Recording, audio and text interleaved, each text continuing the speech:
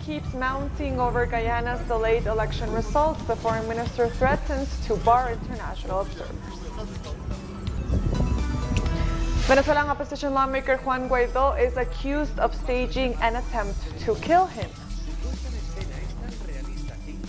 And the Russian and Turkish presidents have announced a ceasefire in Syria's Idlib province. Hello and welcome to Telesur English. I am Estefania Bravo in Quito, Ecuador. This is from the south.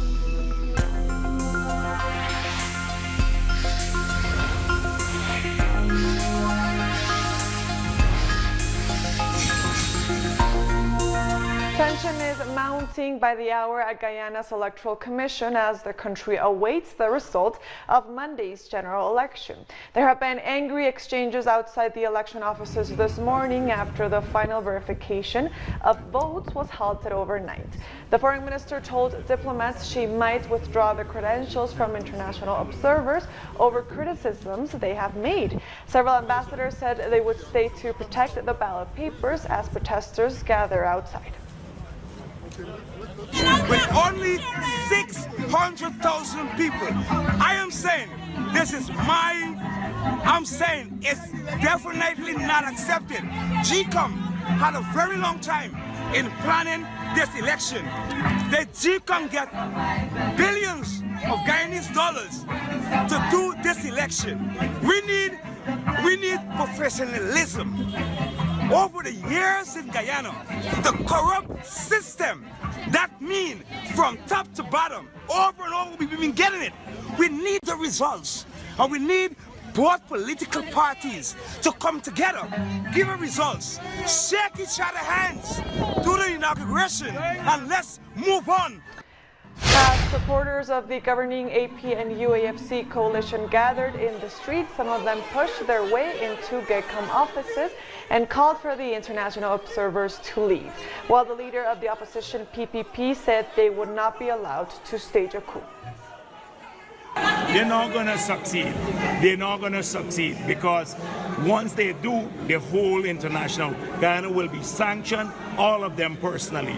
We will seek personal sanctions against every single official who tried to tamper with the results of the election, including the bunch of thugs that came in here just now. This is a stealing of the election in the presence of the international community. So now the world is seeing this. The stealing of the elections, and the diplomats are right here now, and I'm sure they're in touch with their government. So we can look forward to sanctions, personal sanctions, everything, freezing of accounts and penalties later. What can be done in this stage now? Well, the chair of GCOM is upstairs and she's meeting with her people, so we expect her to address the situation shortly. Why is the verification process not moving forward? Well, that is precisely, it's a plan. It's a plot by some staff in here. We see the coziness between Roxanne Myers and Mr. Lowenfield has disappeared, and Mr. Corbyn just now, all the whispers, they sent home the staff from the IT department. There's a cabal in here that's working with Congress, please, to slow down the verification.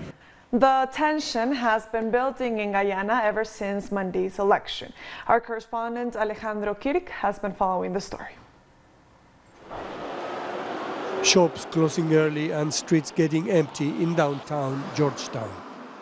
It's fear coming from not knowing who won the elections, either the ruling Partnership for National Union or the left-wing People's Progressive Party.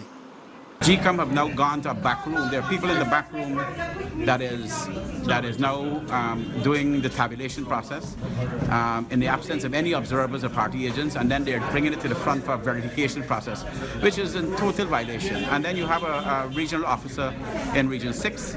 They finish the tabulation and she's refusing to release the results. Foreign observer missions are wrapping up their work, praising the election process, but cautious about rumors of tabulating fraud and disturbances. This, for me, at the moment, I see that the biggest issue is this, that all the system is too much manual, calculation-based. It takes time, and of course, this decision to have break is their decision. but I guess that they also, of course, should take into account people awake. Only the Guyanese Election Commission has the authority to declare results. As the country awaits that declaration, the Carter Center urges the key political stakeholders, leaders, to act responsibly. Diplomats were also satisfied with election day. Message to the public. My message is just, to wait and hear the tabulation of the results, and then when the Guyanese people have spoken, to accept those results. I was here in 2015. This is my second election here. The process here is slow because of the checks and balances that goes into it. I fully understand why things are slow, but at the same time, we all want results as quickly as possible. But of course, we want credible and accurate results, and so therefore, that's the important thing. So everybody just needs to be patient and let GCOM do what GCOM needs to do. The Electoral Commission had promised real-time updates on results since Monday evening, but reporting stopped when 18% of the vote had been tabulated, showing a lead for the opposition. We are very much disappointed with the delay, the results. We expected the electoral machinery, basically GCOM, to have delivered results at least by yesterday or early this morning. So we're still waiting.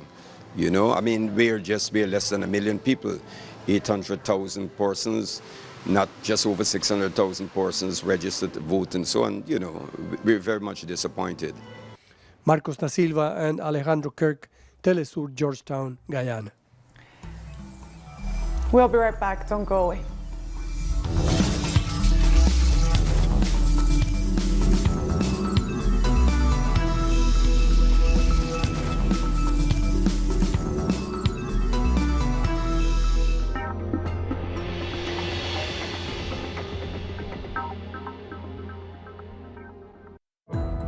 Our actions have an impact on the environment. It's our responsibility to change for the sake of our planet. Let's be part of this transition. Watch, preserve, and protect your Earth. Green Zone. Wednesdays, only on Telesur. Innovation, science, the technological breakthrough, and its influence in society. Viajeros del saber, el futuro está aquí. Atomum. Monday, only on Telesur.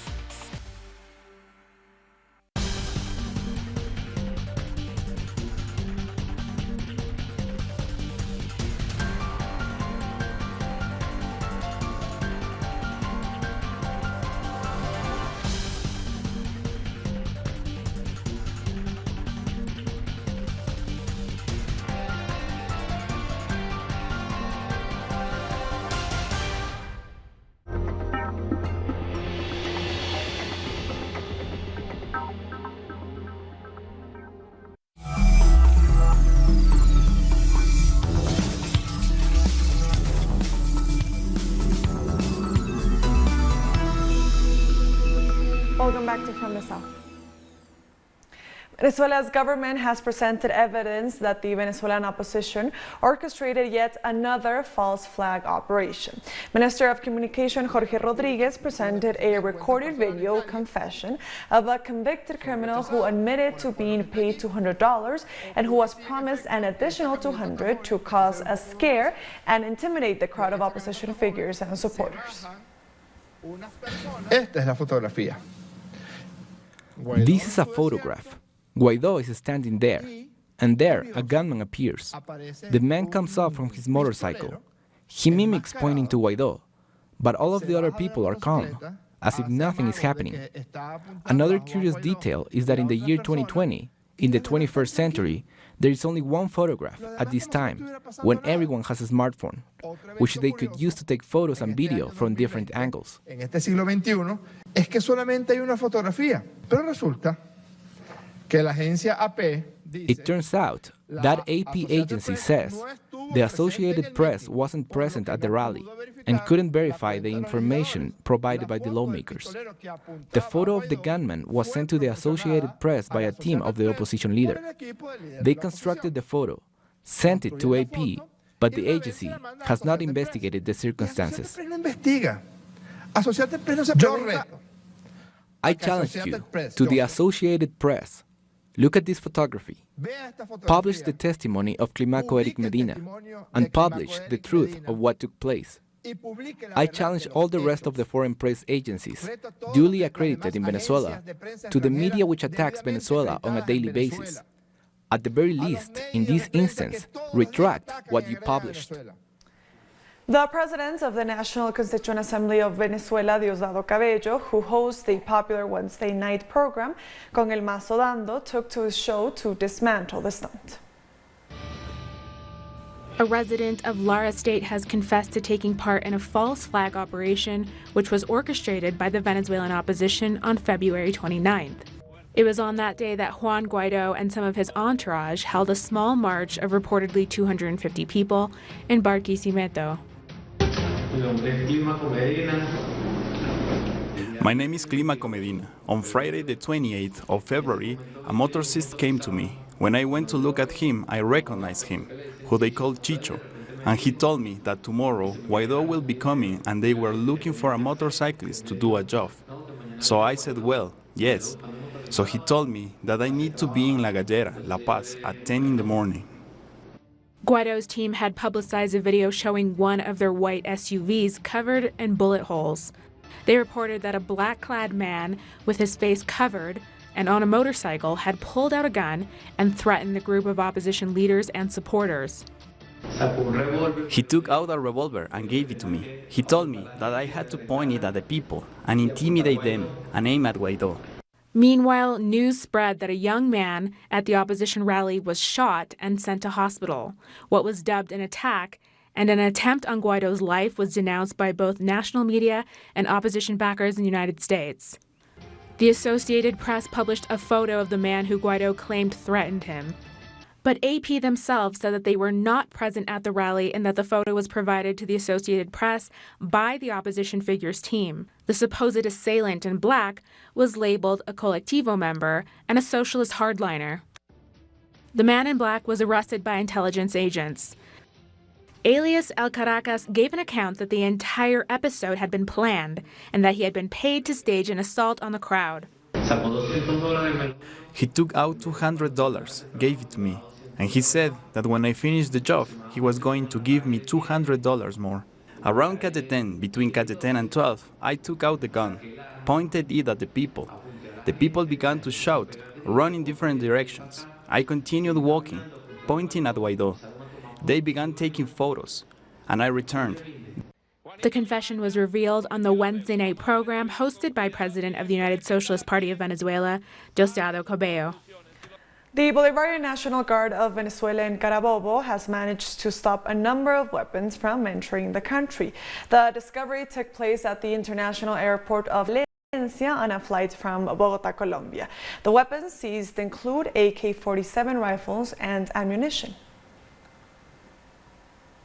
In El Salvador, the FMLN party has announced it will present a reconciliation law to protect the victims of the internal conflict.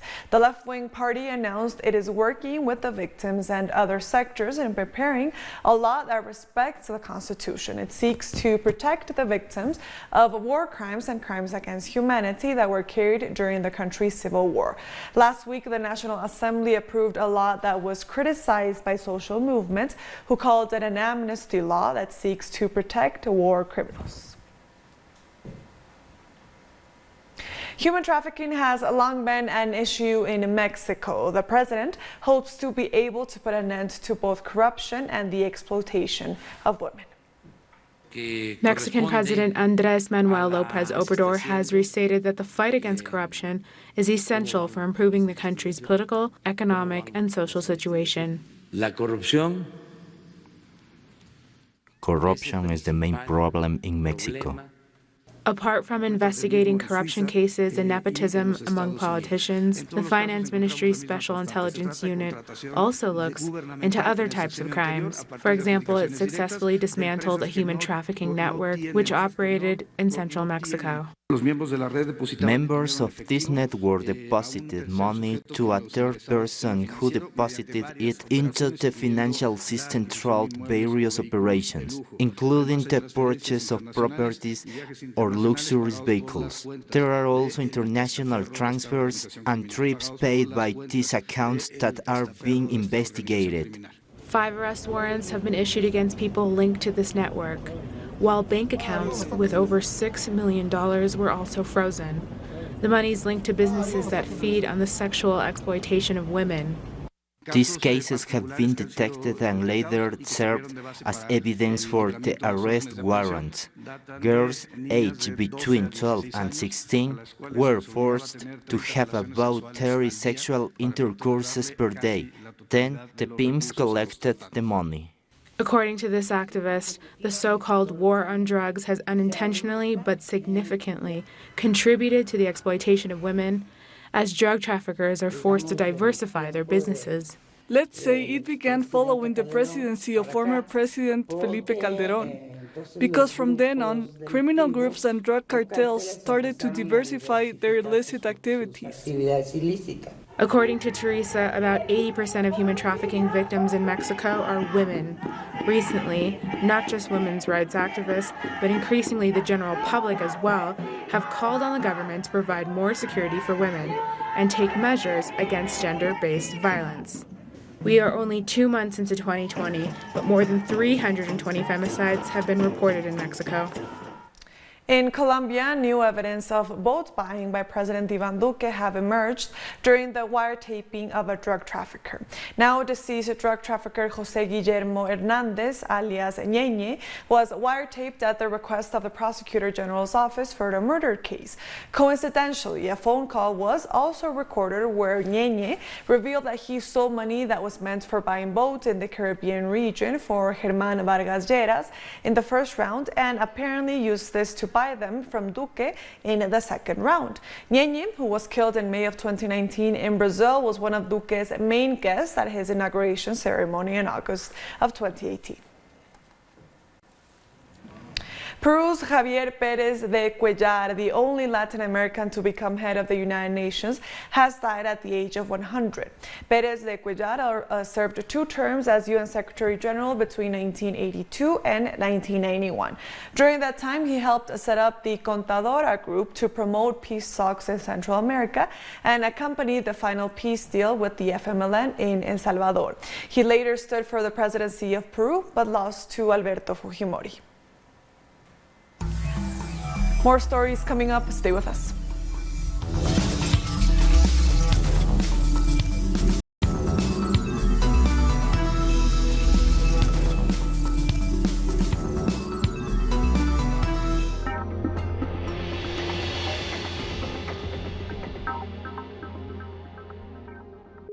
The Pakistani journalist Tariq Ali examines the mass media influence promoted by imperialism.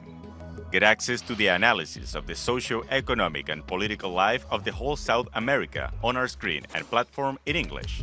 A critical place committed to the truth to determine the major events that transform the world today. Mondays, only on Telesur.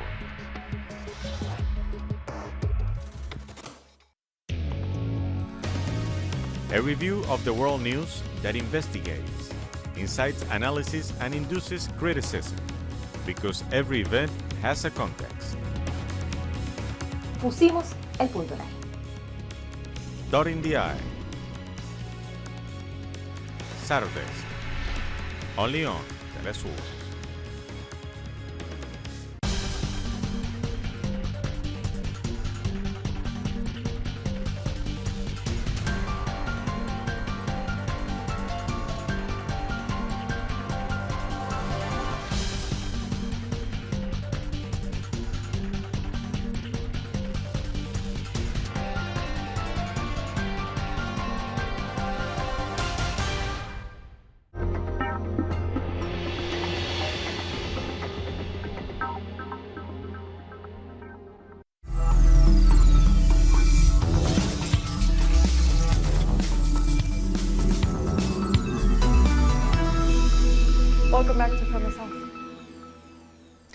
Police in Bolivia have used tear gas against protesters in El Alto.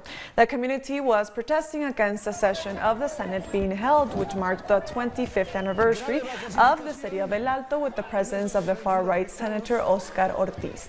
Children were among those caught in the repression in the Sencata district, near the site of a massacre carried out by the Janine Áñez de facto government on November 19th.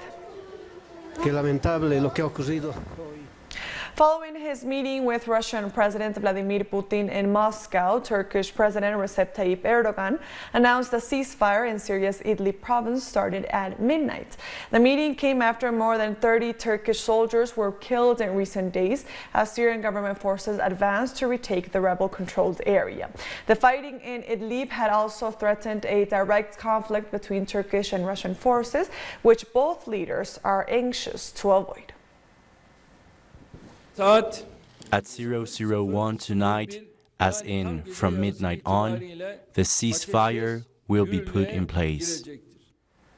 And thousands of refugees who have mostly fled the fighting in Syria's Idlib province are still waiting at the Greek border, hoping to be let in. The Greek government said over the last 24 hours, border police prevented nearly 7,000 attempted entries from migrants at the border with Turkey. Meanwhile, political leaders and social organizations in Europe are calling for a more humane approach to the migration crisis. But on Thursday, Turkey deployed thousands of police to prevent Greece pushing migrants back into Turkish territory. We have been waiting for you. Just give us a permission, please. A permission, for God's sake. For Christ's sake. For Christ's sake. We just need to cross the border peacefully. Peacefully. They are waiting us. Our children, our babies, our mothers, fathers are waiting us. They are in Sweden, in Germany, in Netherlands, in Norway, in the Scandinavian countries. They are waiting us patiently, patiently. They are calling us every day. What's going on? U.S. Senator Elizabeth Warren has dropped out of the 2020 Democratic presidential primary following a lackluster result on Super Tuesday, including being trounced in her home state. Warren was one of the first candidates to announce a presidential campaign for 2020, pitching herself as the middle ground among Democrats. Now the question is, who will Warren endorse, as the race for the Democratic nomination has come down to two men, Vermont Senator Bernie Sanders and former Vice President Joe Biden. People are afraid. I announced this morning that I am suspending my campaign for president. I say this with a deep sense of gratitude for every single person who got in this fight, every single person who tried on a new idea, every single person who just moved a little in their notion of what a president of the United States should look like. I will not be running for president in 2020, but I guarantee I will stay in the fight. A court in Scotland has put off until June 18th an extradition hearing for the former Catalan education minister, Clara Ponsati. She is one of several Catalan leaders in exile who the Spanish authorities want to try for their part in the 2017 independence referendum. If a politician in Scotland had allowed a referendum to take place to allow people to give their practical expression to their Article 10 rights, whatever the legality of that referendum, it is utterly inconceivable that they would be charged with levying of war against the sovereign or be charged with treason.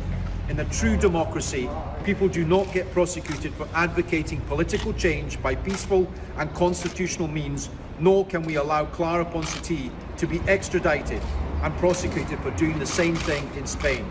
Today is a victory against Spain, who stand accused of abusing the rule of law, but we still have a long way to go. Thank you. South Africa has its first confirmed case of the COVID-19 virus. He's a 38-year-old man who had traveled to Italy.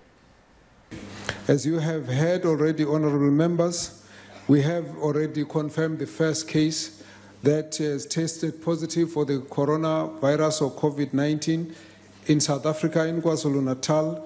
I was informed this morning, I've already briefed the President. March 5th marks 7 years since the passing of leader of the Bolivarian Revolution, former President Hugo Chavez Frias. Tributes are pouring in over social media. The date is being commemorated by social organizations throughout Venezuela and their Bolivarian government, including a special program at the historic 4F barracks.